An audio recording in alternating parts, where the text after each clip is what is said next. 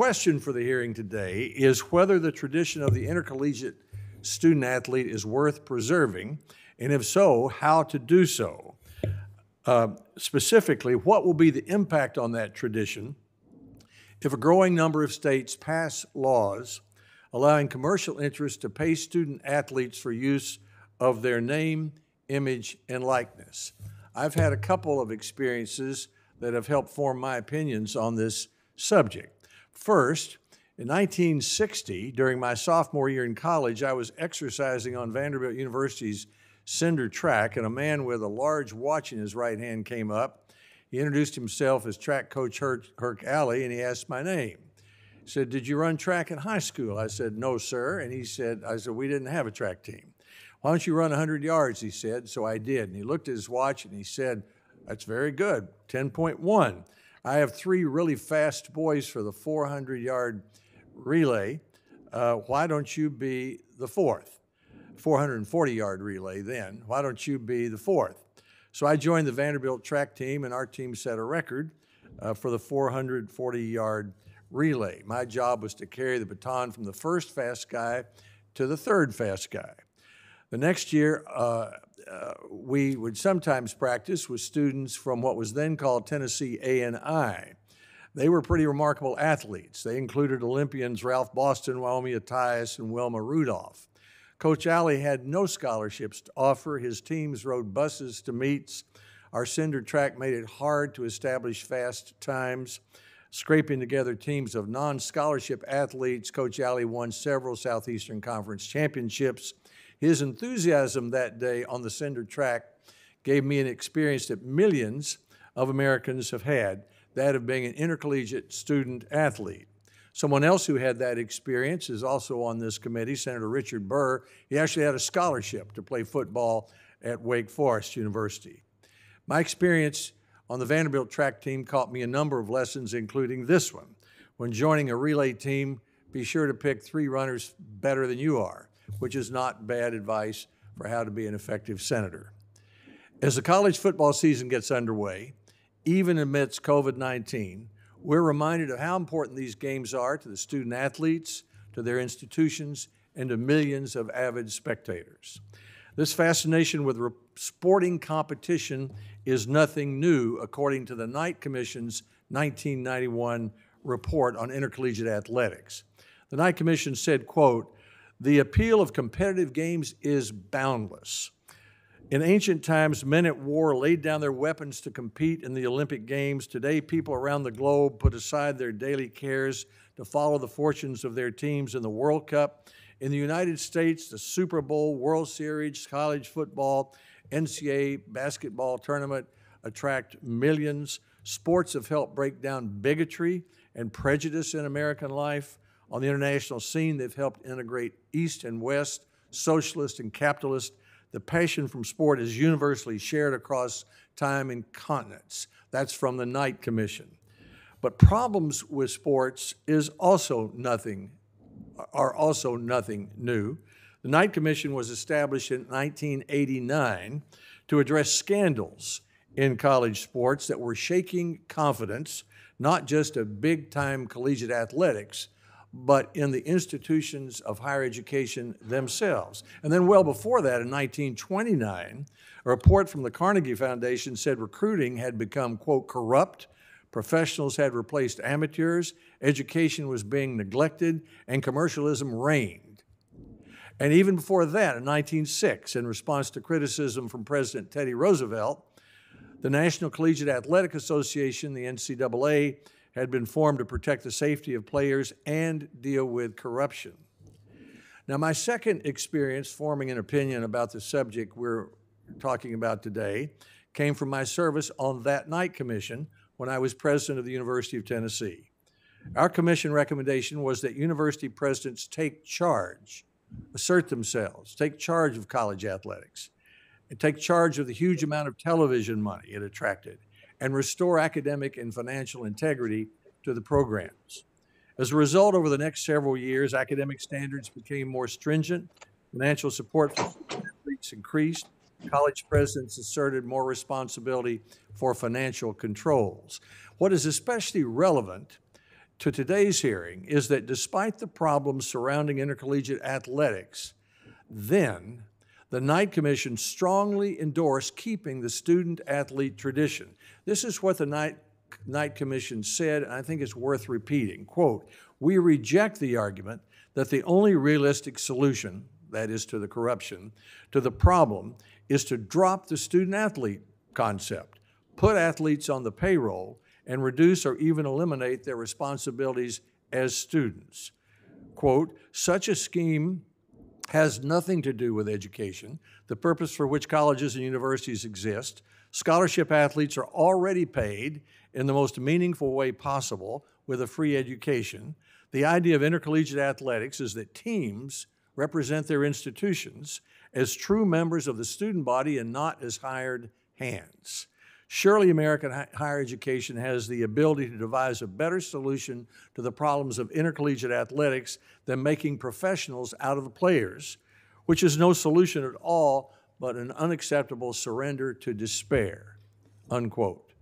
I hope those words from the Knight Commission 30 years ago will guide how this Congress deals with the newest issue threatening the concept of student athletes, allowing commercial interests to pay athletes for the use of their name, image, and likeness. Already, 4 states have enacted laws sanctioning such payments in various forms, and more than 30 states are considering such legislation. Senator Roger Wicker, chairman of the Commerce Committee, is considering whether there ought to be congressional action. Our purpose today, as the Senate's Education Committee, is to inform the work of the Commerce Committee by considering the impact of such payments on the tradition of the student athletes.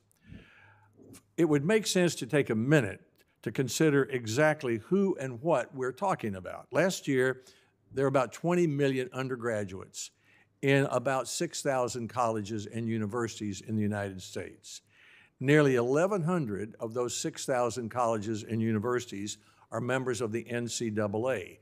More than 460,000 young men and women participate in 24 different sports each year in about 1/4 million contests.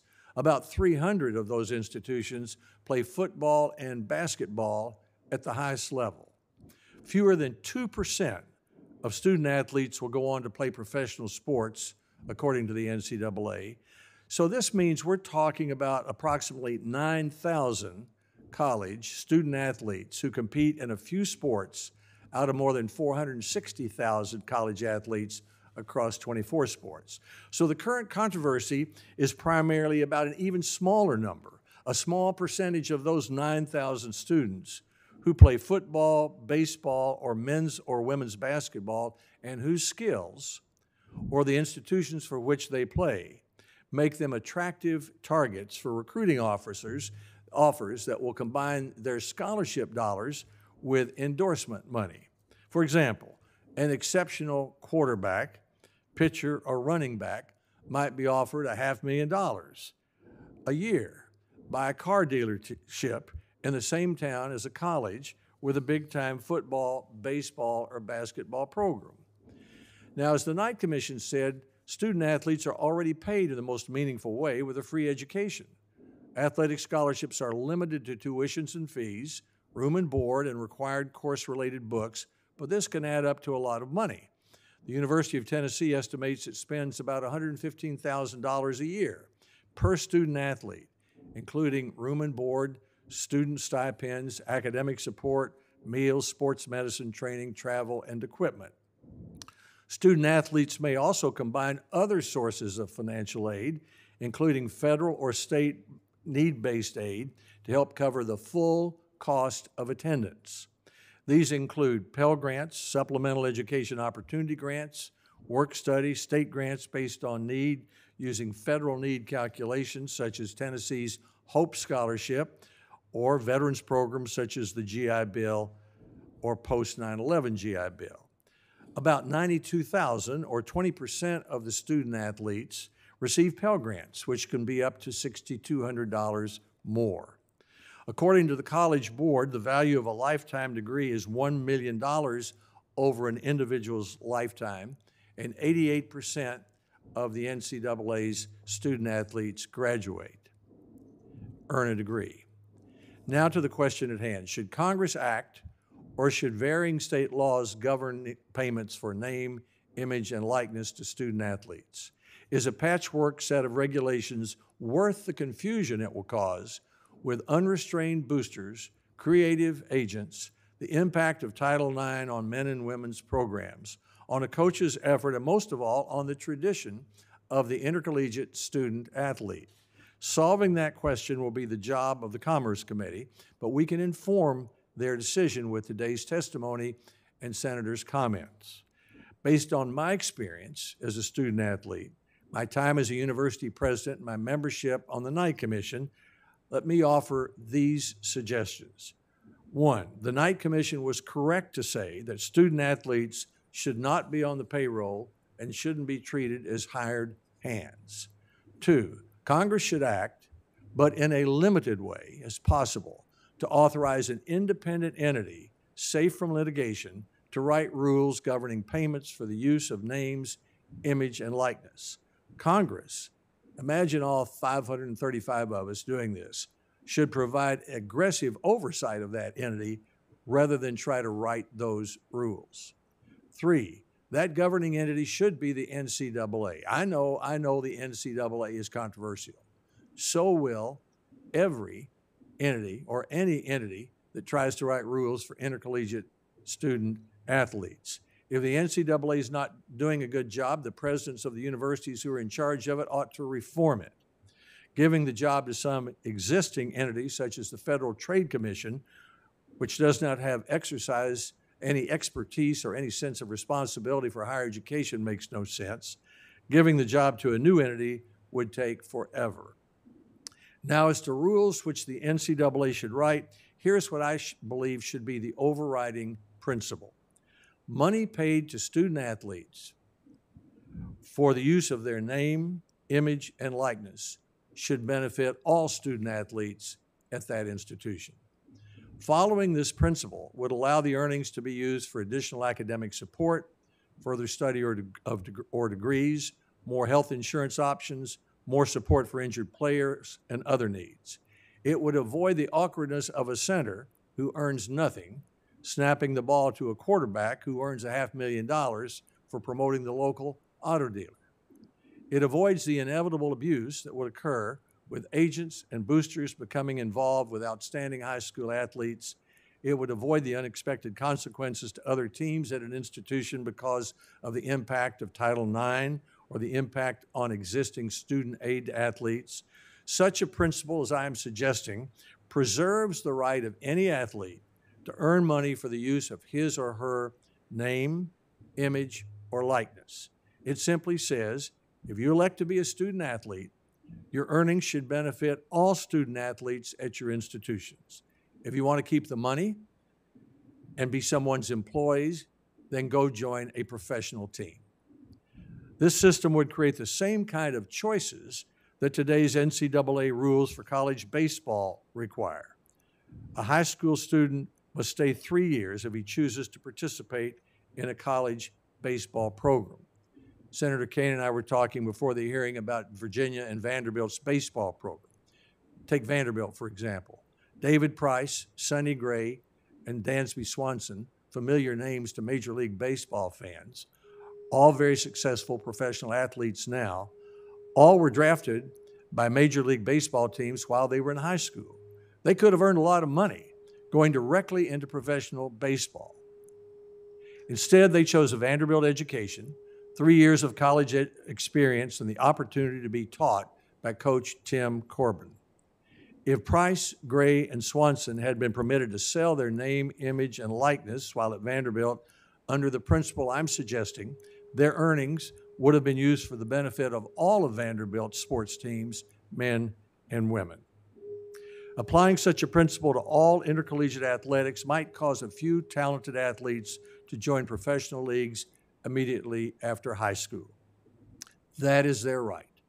But if that young athlete prefers the college experience, the expert coaching and teaching, the free education, other academic support, and the additional $1 million in their lifetime that comes with earning a college degree, then their earnings should benefit all the students at their institution. And while the NCAA is making new rules, it ought to assign most of the new TV revenues to institutions for use in academic support for student athletes rather than continue to encourage inordinately high salaries for some coaches.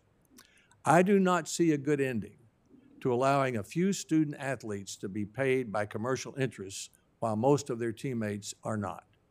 If young athletes want to be a part of a team, enjoy the undergraduate experience, learn from coaches who are among the best teachers in the country, and be paid a full scholarship that helps them earn $1 million during their lifetime, then all the student athletes at their institution should benefit.